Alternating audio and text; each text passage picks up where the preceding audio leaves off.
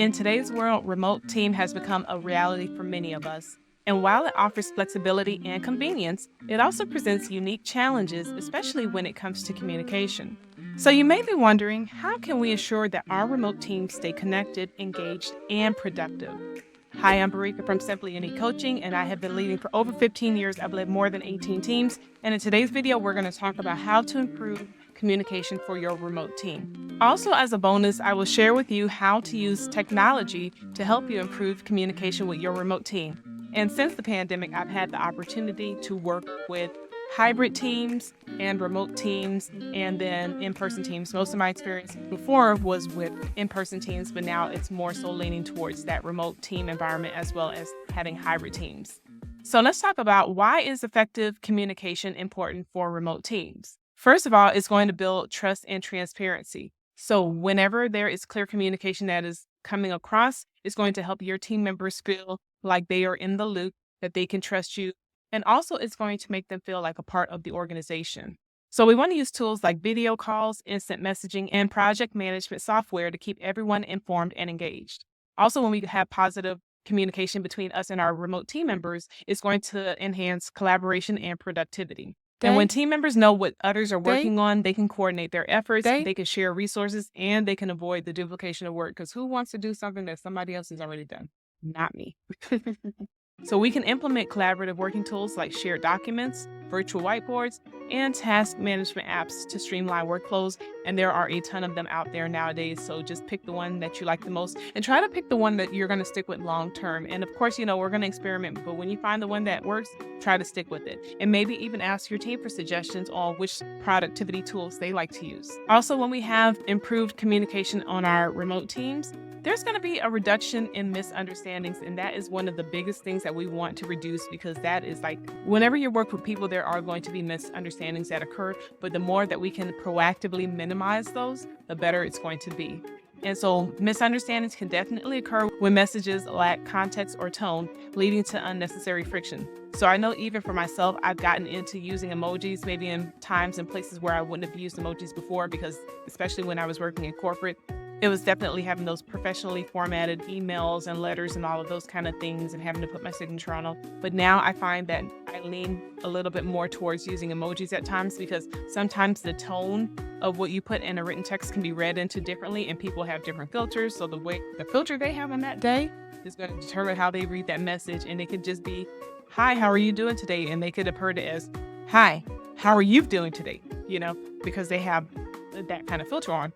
Or they could hear it in a totally different tone. So if it's appropriate, I like using the emojis, the giffies, all those kind of things to help express the tone. And I like to read it out loud, especially if I know maybe it's a person that may be a little bit touchy, to just try to read it and hear how they may hear it, to make sure that I try to clean it up as much as possible, to make sure that I remove as much of any possible misunderstandings. But the more that you have a better relationship with the person, the more they're going to know your heart, and the better that they're going to read the tone of your message.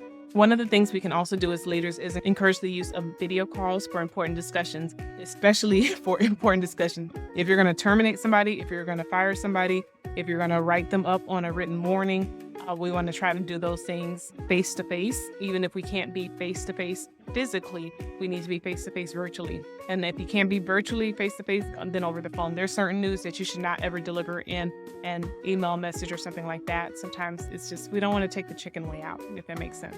Let me say it this way: we want to treat people the way we want to be treated. Also, we can provide guidelines for written communication to ensure that there's clarity. So if there are certain things that need to be formatted a certain way in our organization or in our teams, then we want to make sure that we're communicating that to the team members so that they know what are the appropriate parameters for their written communication. Now let's talk about strategies to improve communication on remote teams. So the first strategy is that we're going to want to establish clear communication channels. And we want to use email for formal communication, instant messaging for quick messages and quick questions, and video calls for those detailed discussions that we're having. And we want to make sure that the team knows which channel is appropriate for which situation, because if it's something that's going to be an in-depth conversation going back and forth, hey, let's just get on a video call, or let's just get on a phone call and try to work that out, because trying to type it out sometimes can lengthen the process. But if it's going to be something that's a formal document, maybe an announcement, maybe a memo, maybe something like that where it needs to be very formal, you want to make sure that that is in writing. Okay. In writing. Let me say it for the people in the back. In writing. And so, again, when it's those quick messages that are just like, hey, can you check on this? Or, hey, how's it going with this? Then, yeah, definitely instant messaging for those situations, okay? We also want to schedule regular meetings, and that's going to help keep everyone aligned and provide opportunities for those real-time interactions and real-life interactions. And because we are people, we like to connect. And try not to make all the meetings 100% formal. Like, you need to have some times where people can connect, because that is going to build that camaraderie. And camaraderie is going to help solidify your team and bring them together so that they gel well together, okay? And when we have teams where everything is like cut and dry, the people are not connected. And when they're not connected, the organization won't tend to have the level of loyalty that it can develop from employees and team members. And I can say that I have one of the last organizations that I left because I just ended up moving. I did find out that several customers decided not to continue with that company because I left. They were saying, oh, okay, next year we're going to work with her, et cetera, et cetera. And when they found out that I was not going to be returning, then they decided to look elsewhere. So we want to have that level of commitment on our teams. I've had some leaders that were so fantastic that when they decided to leave, I was like, can I go with you? Or I've had some leaders that when they left the organization, they were like, hey, you want to come with me? So we want to make sure that we have those relationships built, because it's really going to make our organization that much better. So how can we have those regular meetings? We should schedule weekly meetings when it's necessary. You can have daily stand-up meetings when they're necessary. Those one-on-one check-ins. I truly am a staunch, I believe that's the proper word. I'm a staunch believer in having those one-on-one meetings, and you don't have to have them every day. But even if it's like, okay, if you have a team of 200 people, then let's say each day I'm going to try to interact with one person on the team. And it doesn't have to be a long interaction. It could just be like, hey, how's it going? What's new? That kind of thing. Or, hey, just wanted to check in on you, see how you're doing. Because those touch points make a difference in the lives of your employees, okay? Because they do look up to you. And so you want to ensure that you are giving them your time, because your time is valuable, and reasonable employees and respectable employees know that your time is valuable. So when you give them that attention, that just warms their heart and makes their day. We can use meetings. So talking back again about these regularly scheduled meetings, we want to use these meetings to discuss progress that the team or the organization is making, to address concerns that they may have within the team, or that you may have, or that the organization may have, and to celebrate achievements. And all of these things should be happening inside of those meetings, especially when they're like the team meetings.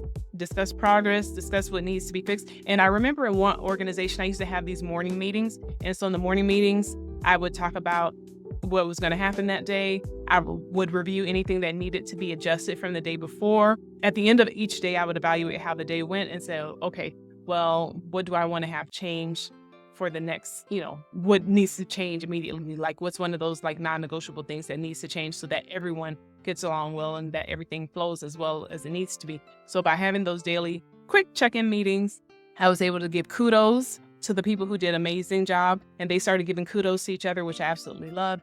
And then I was able to share, okay, this is where we're going today. And then this is something that happened yesterday that we need to make sure doesn't happen again. And it kept everyone in the loop and on the same page. So even if it was a group of like 20 individuals, then like, let's say one person may have forgotten that I said, hey, make sure we don't do X, Y, and Z today. And somebody in the team is going to remember and say, hey, she said don't do X, Y, and Z, and we will hold each other accountable so that we can see success. Also, we want to ensure that we create an inclusive environment. We want to encourage people to dialogue openly, to seek feedback and input from all of the team members. And we want to recognize the contributions of our team members because their work matters. So we can use things like icebreakers and try not to use like the old ones, but there's some ones that are just so good. So, they can be creative. And if you have that one person on your team that likes to complain about having icebreakers, then put them in. Your new job is finding us some fun icebreakers. How about that? So we don't just do complaints here. If you're going to complain, you need to bring a solution. If you identify a problem, you're coming with a solution. Otherwise, what are we doing? That's my take on it. But we definitely want to have those team building activities to strengthen relationships. And then we also want to provide clear guidelines and expectations. And when we do that, that is going to avoid confusion. And I talked about that a little bit earlier.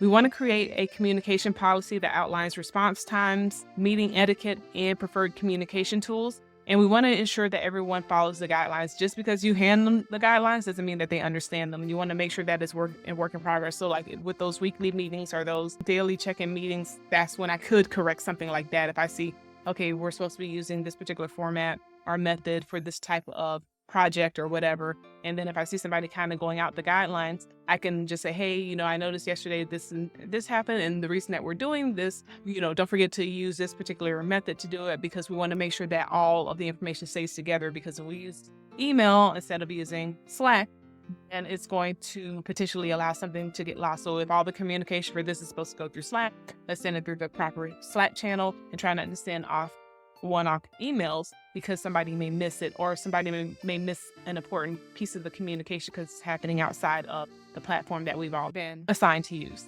So now we're going to talk about how to use technology to better leverage our communication with our team members. But first, let me ask you a question. What have you done to improve communication on your remote team? And what strategies have worked for you? Make sure you share your thoughts in the comments, because it may help another leader.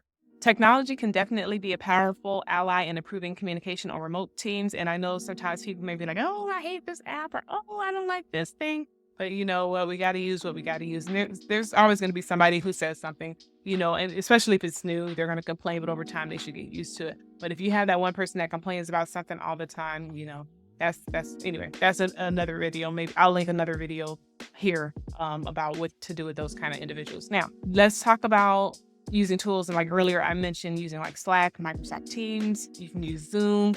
There's so many different tools out there, tools to help you organize, tools to do like all kind of cool things. And like I said, reach out to your team members, because they may know about some tools that you may not know about, and they may make everyone's life easier. And I am all about making our lives easier. So we want to explore the different tools and find the ones that best suit our team's needs, and regularly review and update our tech stack to keep up with ever evolving requirements, because as we know, things are ever changing, and we want to try to stay relevant as much as possible to those changes in our industry, especially. Now, if you want to know some of my best tips for leading a remote team, watch this video here. And thank you for watching. Make sure you like, subscribe, share this video with those who you think it may help. And with that being said, make it a great day. Take care.